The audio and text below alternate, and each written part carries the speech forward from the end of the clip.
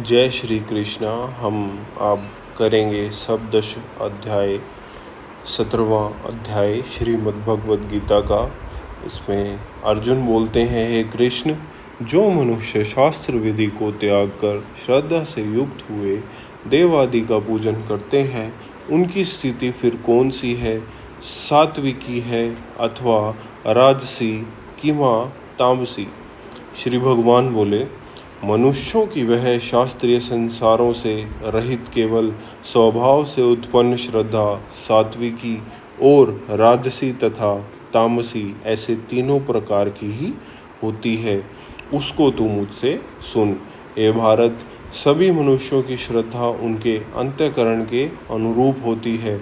यह पुरुष श्रद्धा में है, इसलिए जो पुरुष जैसी श्रद्धा वाला है वह स्वयं भी वही है।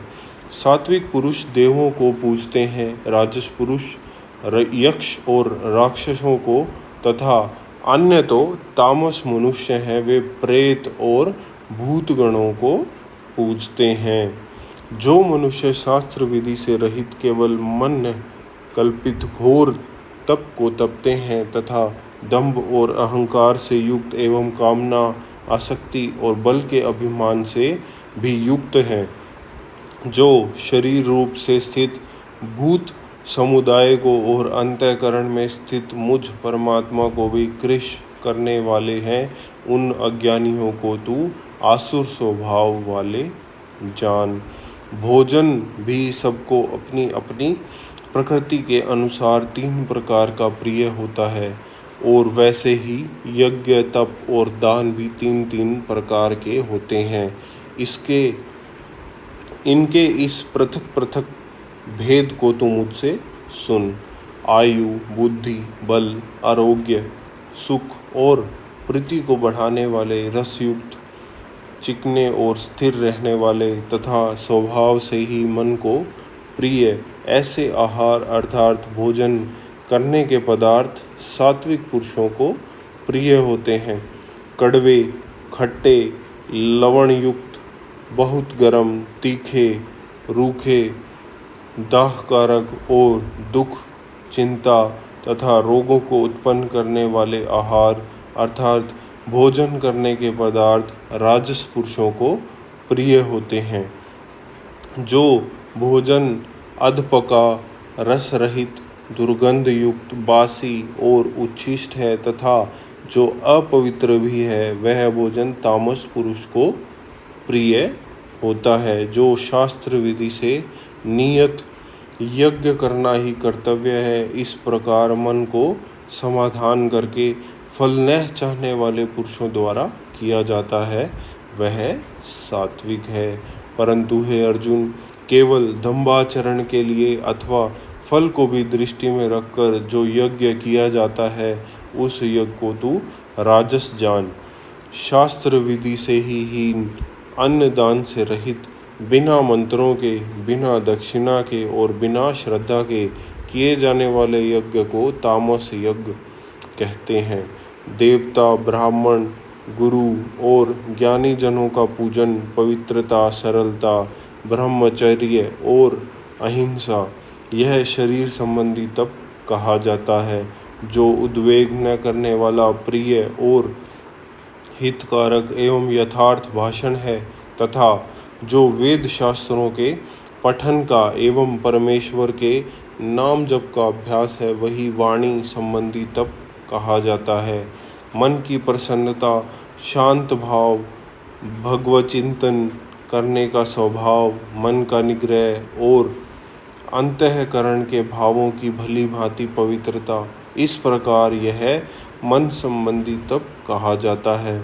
फल को न चाहने वाले योगी पुरुषों द्वारा परम श्रद्धा से किए हुए उस पूर्वोक्त तीन प्रकार के तप को सात्विक कहते हैं। जो तप सत्कार, मान और पूजा के लिए तथा अन्य किसी स्वार्थ के लिए भी स्वभाव से या पाखंड से किया जाता है, वह अनिश्चित एवं क्षणिक फल वाला तप यहाँ राजस कहा गया है।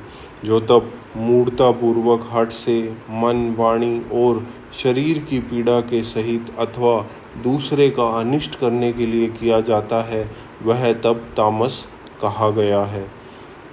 दान देना ही कर्तव्य है। ऐसे भाव से जो दान देश तथा काल और पात्र के प्राप्त होने पर उपकार न करने वाले के प्रति दिया जाता है वह दान सात्विक कहा गया है। किंतु जो दान क्लेश पूर्वक तथा प्रत्युपकारक के प्रयोजन से अथवा फल को दृष्टि में रखकर दिया जाता है वह दान राजस कहा गया है। जो दान बिना सत्कार के अथवा तिरस्कार पूर्वक अयोग्य देश काल में और कुपात्र के प्रति दिया जाता है वह दान तामस कहा गया है। ओम तत्सत। ऐसे यह 3 प्रकार का सच्चिदानंद घन ब्रह्म का नाम कहा है। उसी से सृष्टि के आदि काल में ब्राह्मण और वेद तथा यज्ञ आदि रचे गए। इसलिए वेद मंत्रों का उच्चारण करने वाले श्रेष्ठ पुरुषों की शास्त्र विधि से नियत यज्ञ, दान और तप रूप क्रियाएं सदा ओम इस परमात्मा के नाम को उच्चारण करके ही आरंभ होती है। तत् अर्थात तत् नाम से कहे जाने वाले परमात्मा का ही यह सब है। इस भाव से फल को न चाहकर नाना प्रकार की यज्ञ, तप रूप क्रियाएं तथा दान रूप क्रियाएं कल्याण की इच्छा वाले पुरुषों द्वारा की जाती हैं।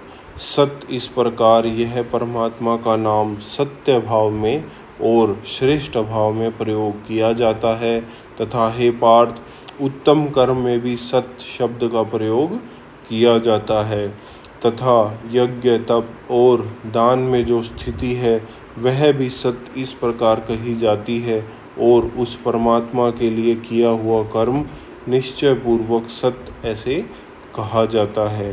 हे अर्जुन, बिना श्रद्धा के किया हुआ हवन, दिया हुआ दान एवं तपा हुआ तप और जो कुछ भी किया हुआ शुभ कर्म है वह समस्त असत इस प्रकार कहा जाता है। इसलिए वह न तो इस लोक में लाभदायक है और न मरने के बाद ही।